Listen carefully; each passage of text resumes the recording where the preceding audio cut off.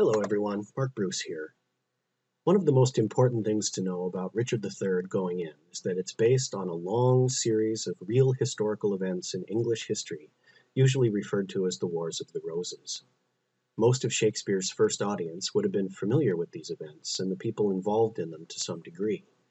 The characters in the play, Richard of Gloucester, Anne Neville, Edward IV, and others, would have been familiar A-list people from their own relatively recent political past, the way people like John F. Kennedy and Martin Luther King Jr. are in our own contemporary culture.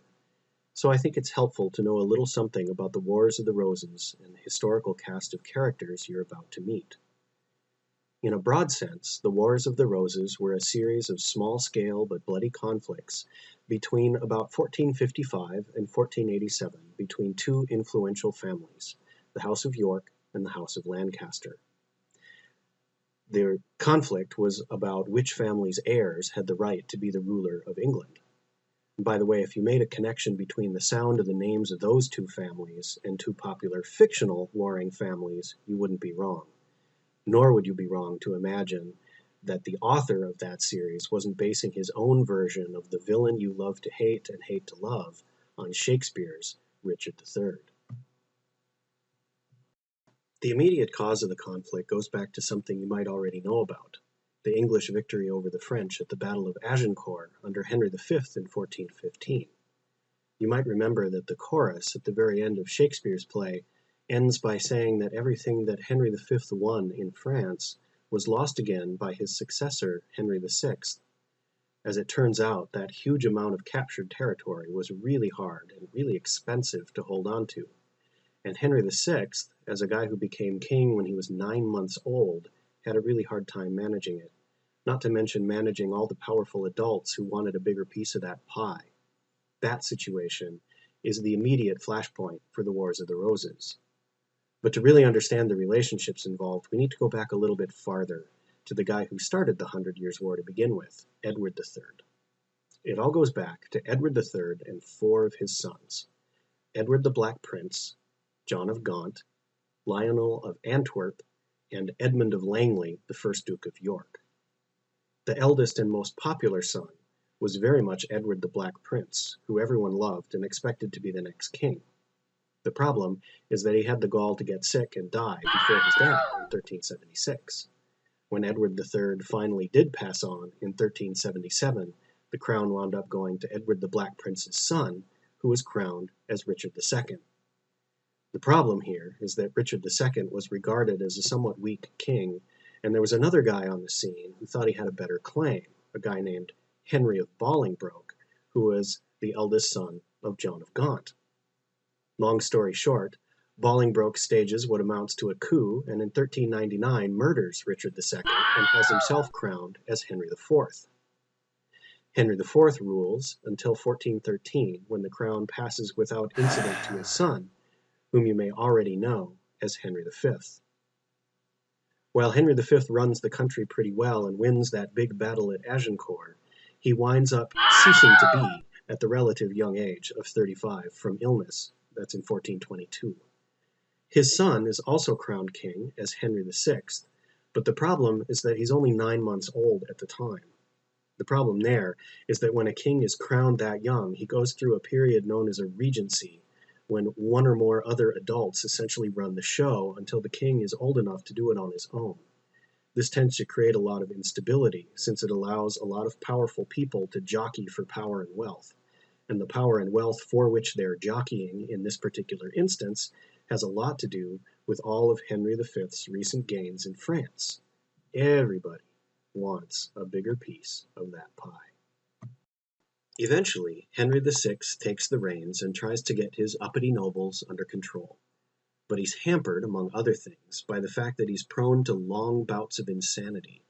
He basically has episodes where he goes nuts for like a year at a time and then eventually comes out of it. During one of those times, we're in 1453 now, another rival comes onto the scene, a guy named Richard, Duke of York. Richard thinks he has a stronger claim to the English throne than Henry VI does. Why? Well, it all goes back to the other two sons of Edward III. On Richard's mother's side, he's the son of a woman named Anne Mortimer, who was the great-granddaughter of Lionel of Antwerp. On Richard's father's side, he's the grandson of Edmund of Langley, the first Duke of York.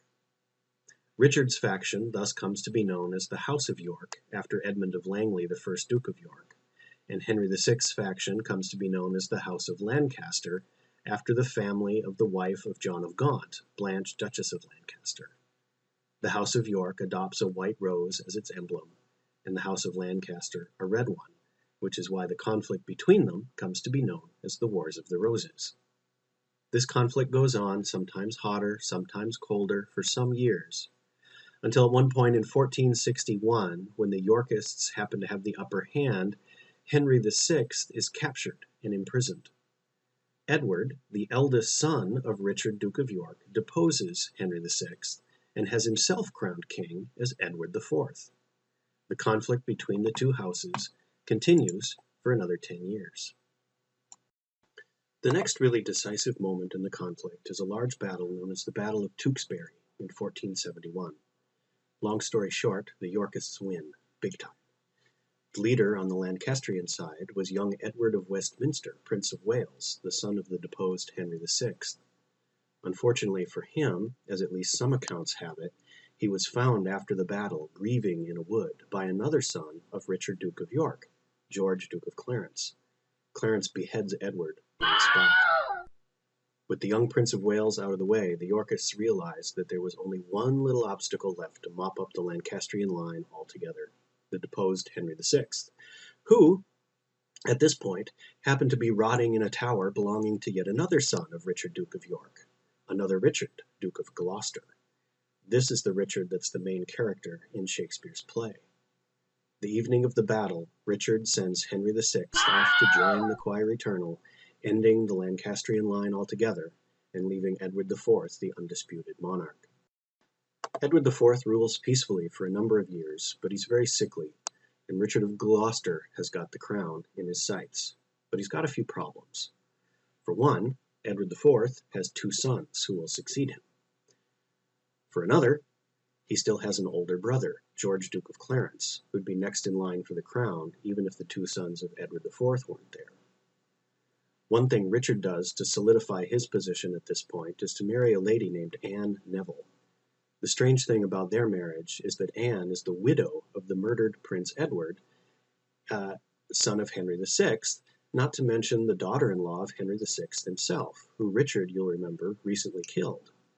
Shakespeare actually imagines that Richard was behind both the murders of Henry VI and Prince Edward, and in the play you'll see Richard actually propose to her after having murdered her husband and her father-in-law, literally over her father-in-law's dead body. We don't know what the relationship was like really, so the conversation is mostly Shakespeare's imagination, but wait till you see what happens. In any case, Richard's marriage to Anne historically does strengthen his political connections. Three other things happened soon after this that also help Richard's position. First, George, Duke of Clarence, Richard's older brother, next in line from Edward IV, is arrested and executed for treason. Weirdly, some accounts say that they actually executed him by drowning him in a huge barrel of wine. Watch out for Shakespeare's reference to this. This is in 1478. Second, Edward IV dies from illness in 1483, conveniently naming Richard of Gloucester the protector of the realm during the minority of his 12-year-old son, who's technically, at this point, Edward V. Third, both Edward V and his younger brother, Richard of Shrewsbury, who was 9 years old at the time, are both mysteriously murdered. Historians aren't sure whether Richard was behind the murders, but he was certainly one of the ones with the most to gain from those deaths. Shakespeare imagined that he was directly behind not only those murders, but also the death of his older brother, George, Duke of Clarence. You'll see this in the play. All these obstacles out of the way, Richard, in any case, is crowned as Richard III in 1483. There's a problem coming down the pike for him, though. Richard III has a rival in the person of a guy named Henry Tudor. Where'd he come from? Well, he's the grandson of a guy named Owen Tudor. How is that important? Well, remember that great scene at the end of Henry V where Henry is wooing the French Princess Catherine? Remember that Henry V died pretty young, at 35, leaving his widow, poor Catherine of Valois, behind. But she got married again after that to a guy named Owen Tudor. Because of that connection, Henry Tudor, his grandson, winds up having enough strength and connection to sort of pick up the Lancastrian torch and become Richard's rival for the throne, ultimately giving rise to the Tudor line of monarchs. Both of the monarchs that ruled during Shakespeare's time, Elizabeth I and James I, were from that Tudor line. I'll stop here because, spoilers, and let you enjoy the play.